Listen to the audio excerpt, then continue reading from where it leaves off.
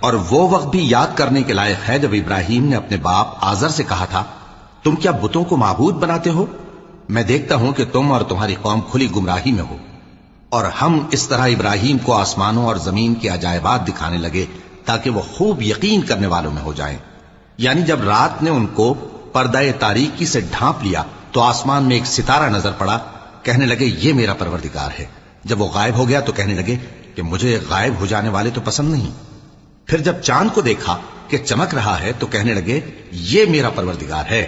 لیکن جب وہ بھی چھپ گیا تو بول اٹھے کہ اگر میرا پروردگار مجھے سیدھا رستہ نہیں دکھائے گا تو میں ان لوگوں میں ہو جاؤں گا جو بھٹک رہے ہیں۔ پھر جب سورج کو دیکھا کہ جگمگا رہا ہے تو کہنے لگے میرا پروردگار یہ ہے، یہ سب سے بڑا ہے۔